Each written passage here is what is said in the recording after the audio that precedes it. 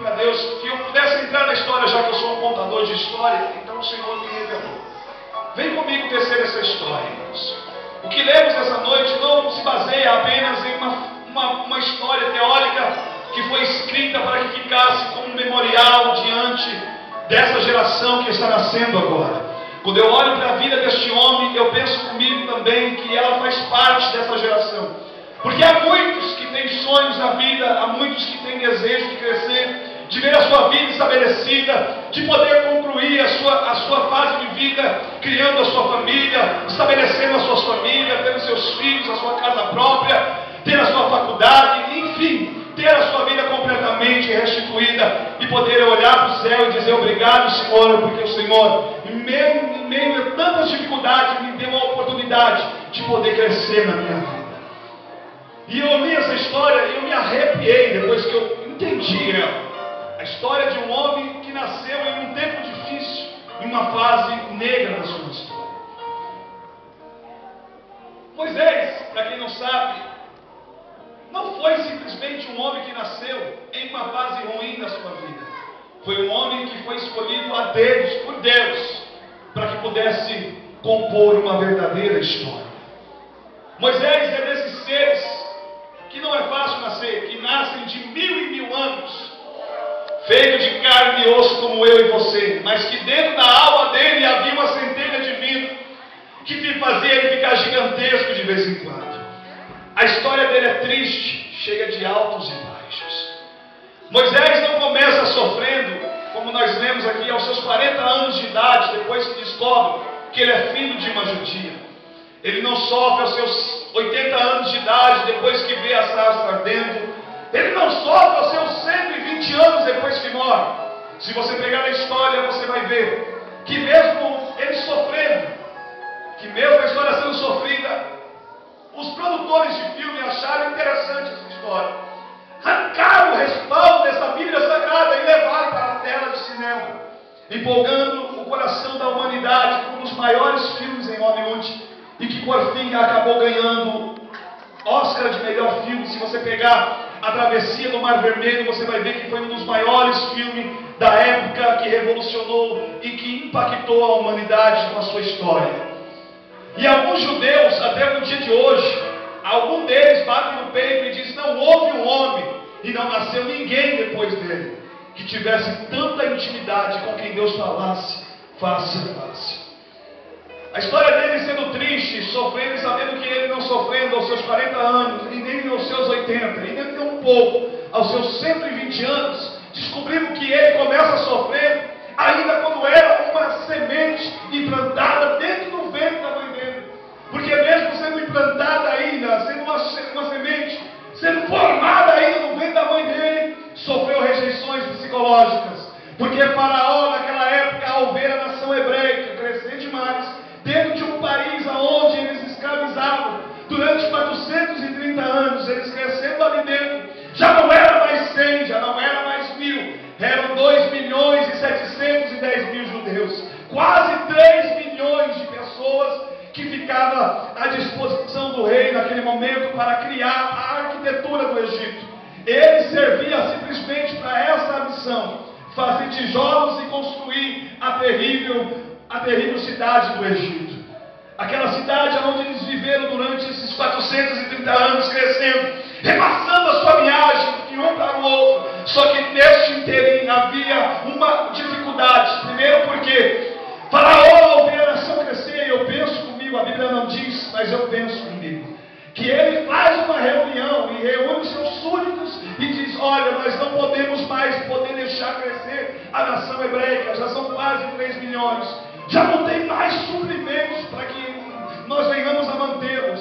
Então nós temos que estabelecer alguma lei para que bloqueie o nascimento dos hebreus entre os seus meios.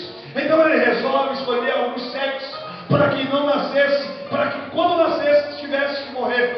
Então ele reúne seus súditos, e eu penso comigo que a reunião já havia chegado ao consenso, e ao chegar ao consenso ele estabelece a lei.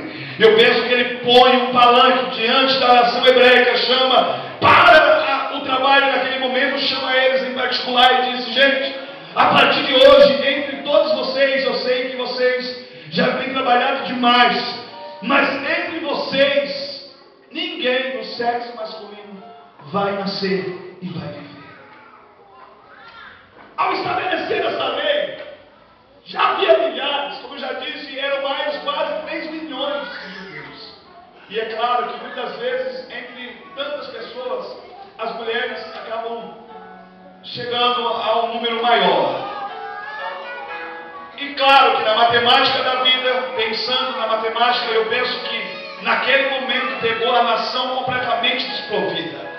Desprovida porque não era 100, não era 200, eram mais de 1000 mulheres que já estavam grávidas, já estavam gestantes, e quando a lei é estabelecida, pegam ele de calças curtas. É claro que quando a lei é estabelecida, eles ficam preocupados. Eu penso até mesmo no desconforto que era. Sabe por quê? Porque ao saber que o rei havia estabelecido a lei, é claro que eles tinham que, para fugir da ira de Faraó, eles tinham que torcer, tinham que orar, tinham que rezar. Eu não sei o que tipo de oração, de oratória que eles faziam. Eu só sei que eles oraram para que Deus, para fugir da ira de Faraó, lhe desse uma menina para que não morresse. E é claro que nesse momento as mulheres que estavam grávidas reuniam, quem sabe faziam reuniões entre elas dizendo: olha, vamos orar para que Deus não dê menina, para que ela dê a linhagem da nossa continuidade de vida, porque se nascer um menino terá que morrer.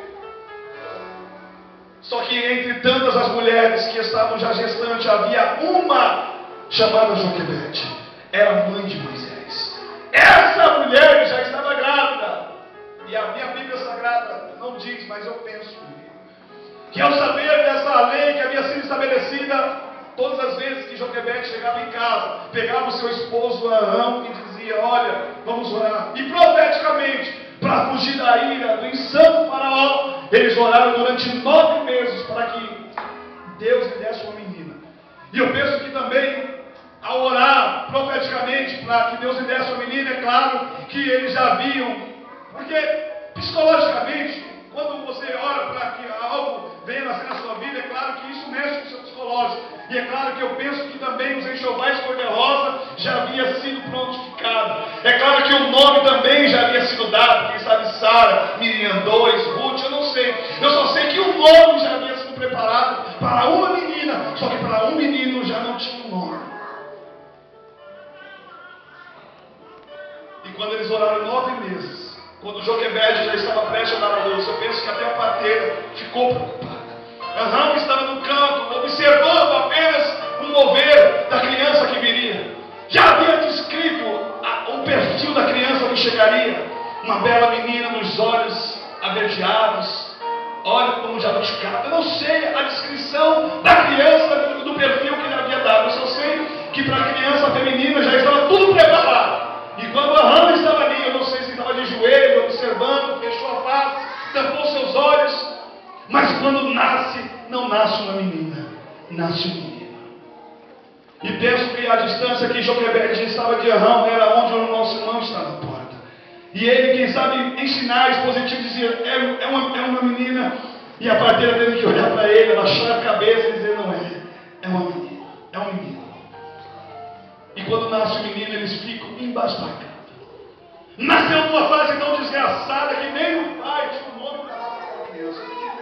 Foi a única criança no mundo que nasceu e ninguém colocou o nome dele. Pergunte para o seu irmão por quê. Pergunte para ele: por que ninguém colocou o nome dele? Ficou 3 meses e ninguém colocou um nome. Quer saber por quê? Porque o nome, ele aliena a pessoa. Quando você coloca o nome em alguém, você passa a ser íntimos e ter saudades. Quando não tem o nome, isso passa e você acaba esquecendo. Foi por isso que não colocaram o nome, porque nem os pais deles acreditavam que ele ia nascer. Eu quero abrir um parênteses agora e aplicar na sua vida essa mensagem. Talvez você seja um deles, ou uns deles, que ninguém dava nada, que ninguém acreditava nem que você ia nascer. Que até os médicos olharam e disseram: olha, será com dificuldades,